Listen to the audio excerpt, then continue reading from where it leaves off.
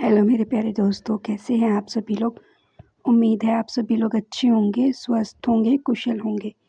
कहानी के लिए मेरे चैनल को सब्सक्राइब कीजिए, कहानी को लाइक और शेयर ज़रूर कीजिएगा और कहानी कैसी लगी प्लीज़ कमेंट बॉक्स में ज़रूर बताइएगा। कहानी को लेकर कोई भी राय या सुझाव हो वो भी कमेंट बॉक्स में ज़रूर दीजिएगा। तो शुरू करते हैं हम आज की अपनी कहानी। जब मुझे होश आया मैं अस्पताल में बेड पर पड़ी हुई थी। जब मुझे होश आया तो मुझे कुछ भी समझ नहीं आ रहा था। धीरे धीरे मैंने अपनी आंखें खोली और इधर उधर देखने लगी।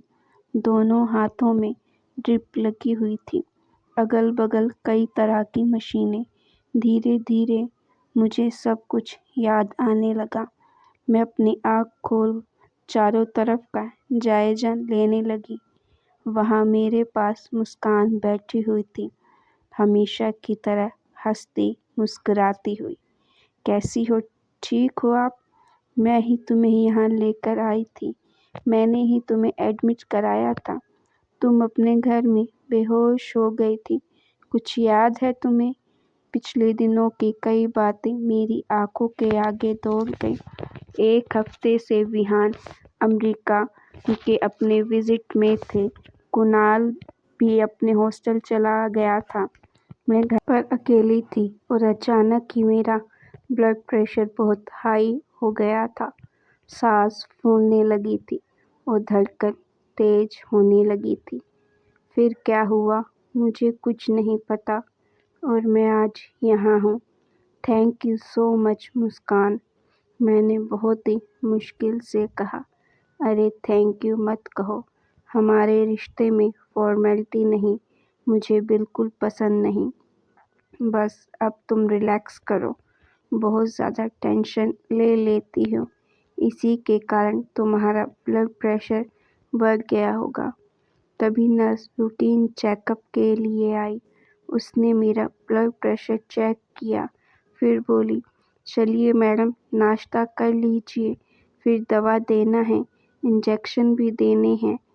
नर्स ने मुस्कान की तरफ देखते हुए कहा, ये मैडम आपको यहाँ लेकर आई थी। अगर यह सही समय पर नहीं लेकर आती तो कुछ भी हो सकता था। आपके दिमाग की नसें फट सकती थी, आपको स्ट्रोक आ सकता था। आपकी रिलेटिव बहुत ही रिस्पॉन्सिबल है, उन्होंने आपको सही समय पर यहाँ एडमिट करा दिया। मैंने मुस्कान की तरफ देखकर कृतज्ञता से अपने हाथ जोड़े। अरे नहीं, यह तो मेरा फर्ज था। हम पड़ोसी हैं तो इतना तो कर ही सकते हैं। मुस्कान अपनी मुस्कान बिखेरते हुए बोली। मुझे नाश्ता कराने के बाद उसने कहा, कुसुम अब तुम आराम करो, मैं 2 घंटे में आती हूँ। मैं मुस्कान को जाते हुए देखती रही। कितनी हंसमुख है, कितनी जिंदा दिल। ना जाने क्यों उसे देखकर मैं असुरक्षा की भावना से घिर जाती हूँ। उसने के जाने के बाद नर्स ने मुझसे कहा, आप आराम कीजिए मैडम, जितना ज़्यादा आराम करोगी उतनी जल्दी रिकवर करोगी। मैं अकेले कमरे में थी, मेरा मन पुराने दिनों में दौड़ने लगा था। शादी की पहली ही रात को विहान ने मुझसे कहा था, कुसुम मैं तुमसे शादी करने के लिए तैयार नहीं था। बचपन से ही अपनी दोस्त मुस्कान से शादी करना चाहता था, मगर हम दोनों के रूढ़िवादी माता पिता ने सिरे से इनकार कर दिया। वे लोग इस शादी के लिए बिल्कुल तैयार नहीं थे। बहुत ही मजबूरी में मैंने यह फेरे तुम्हारे संग लिए हैं। मैं तुम्हें धोखा नहीं दे रहा हूँ, बस मुझे समय दो कि मैं तुम्हें अपना सकूं। बोलते हुए विहान की आंखें भर भरा कर बह निकली और मैं लाल जोड़े में बैठी हुई मैं अपने आप को सिमट गई। मगर विहान ने मुझे कभी शिकायत का मौका नहीं दिया। वह मेरा पूरा ख्याल रखते, मेरी खुशियों का ख्याल रखते, मुझे खुश रखने का हर तरीके से प्रयास किया करते थे। मैं उनके साथ खुश थी, मगर वह नहीं। वह आज तक मेरे होकर भी मेरे नहीं हो पाए थे। सिर्फ अपने माता-पिता की इच्छा और कर्तव्यों का निर्वाह कर रहे थे। मुस्कान अभी भी अपने माता-पिता के साथ ही पड़ोस में रहती थी। मुझे लगता था कि उसके माता-पिता उसकी शादी क्यों नहीं कर रहे हैं। मैं अपने सास-ससुर से पूछा भी करती थी तो किसी से भी जवाब नहीं मिलता था। जब भी विहान टूर पर जाते, मुझे उन पर शक होता। जब भी देर से लौटते, मुझे शक लगा रहता कि कहीं यह मुस्कान के साथ तो नहीं थे। कितनी बार विहान ने मुझे समझाया, मगर मेरा शक घर करता जा रहा था। धीरे-धीरे विहान ने अपना ट्रांसफ़र दूसरी जगह करा लिया। समय के चक्र में कुणाल हमारी गोद में आ गया और फिर उसको पढ़ाते-लिखाते वह कब बड़ा हो गया, मुझे पता भी नहीं चला। और एक दिन फिर से मुस्कान हमारे घर के सामने वाले घर में आ गई। वह किसी स्कूल की प्रिंसिपल बनकर आई थी। उसका आना-जाना लगा रहता था घर पर। विहान भी बड़े प्यार से उससे बातें किया करते थे। मुझे बड़ा ही गुस्सा आता था। इस बात पर मेरी विहान से बहस होती रहती थी। विहान अमेरिका जाने से पहले मुस्कान से मिलने गए थे, मुझे बिना बताए। जब मैंने यह सुना तो मुझे बहुत तेज़ गुस्सा आया। मैंने उनसे पूछा, कुसुम, लगभग 15 दिनों के लिए मैं अमेरिका जा रहा हूँ। तुम यहाँ अकेली हो और तुम्हारी तबीयत भी ठीक नहीं है। कुणाल भी नहीं है। कोई तो होना चाहिए ना तुम्हारे साथ। मुस्कान ही बची है मुझे देखने के लिए। मैंने व्यंग बाण छोड़ते हुए कहा। हाँ, विहान ने मौन साध लिया। उस दिन कुणाल अपने हॉस्टल चला गया था। विहान अमेरिका पहले ही निकल चुके थे। लगभग 1 हफ्ते से मेरी तबीयत खराब चल रही थी।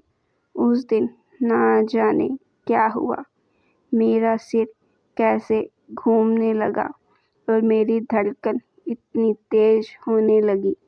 मैं संभालते-संभालते ना जाने कैसे गिर पड़ी। मुझे कुछ भी होश नहीं था। कैसे मुस्कान ने मुझे अस्पताल में एडमिट कराया।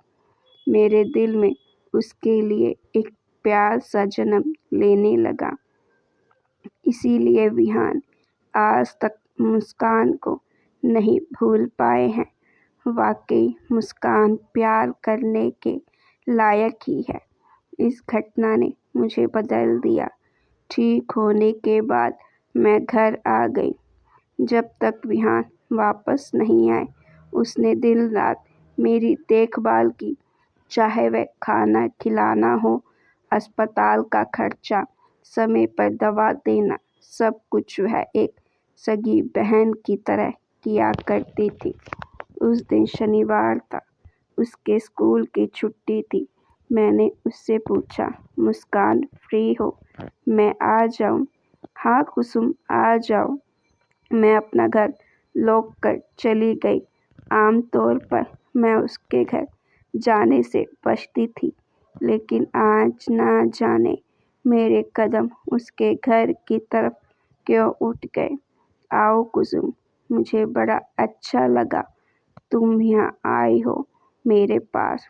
उसने मुझे गले से लगा लिया। अगर तुम्हें कुछ हो जाता ना, तो विहान मुझे कभी भी माफ़ नहीं कर पाता। और ना मैं अपने आप को। मैं हल्के से मुस्कुरा कर रह गई।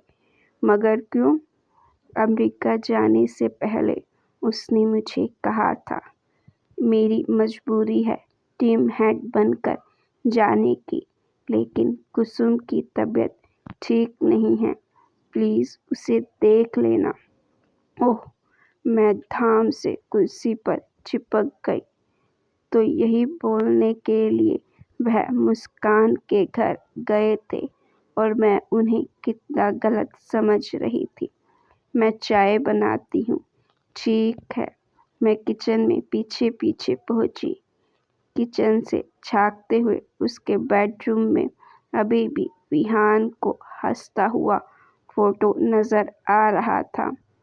मैंने तिरछी निगाहों से देखा और फिर अनदेखा करते हुए किचन में आ गई। मैंने उसे कंधे से पकड़ा। तुमने शादी नहीं की? नहीं, मेरे माता पिता ने मेरे लिए एक लड़का ढूंढा था। बड़ी मुश्किल से अपने दिल को समझाकर मैं शादी के लिए हाँ तो किया था, मगर उन लोगों की ऊंची डिमांड दिनों दिन बढ़ती जा रही थी। मेरे पिताजी के पास इतने रुपए नहीं थे कि उन लोगों का मुंह बंद किया जा सके। फिर आगे बढ़कर मैंने ही मना कर दिया। दरअसल मैं वहाँ शादी करना ही नहीं चाहती थी। जहाँ मैं करना चाहती थी वह मेरे माता पिता को पसंद नहीं था। उसने विहान का नाम नहीं लिया था। उसे नहीं पता था कि विहान ने मुझे सब कुछ बता दिया था।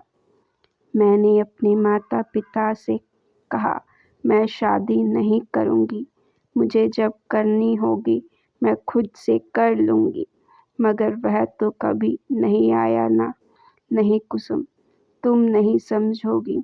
यह प्यार ऐसा नहीं होता, बस हो जाता है। अब दिल किसी और का होने को तैयार नहीं है। वह चाय 2 कप में छान रही थी। चाय की सुरमई रंग और सुगंध पूरे किचन में दौड़ रही थी। उसने डब्बों में से बिस्किट निकाला और चाय लेकर ड्राइंग रूम में आ गई। आओ ना, यहीं बैठकर चाय पीते हैं। मुस्कान, तुम मेरे पति की प्रेमिका हो। उनका दिल और प्यार सब कुछ। तुमने प्यार किया, बस प्यार किया। तुम्हें क्या मिला?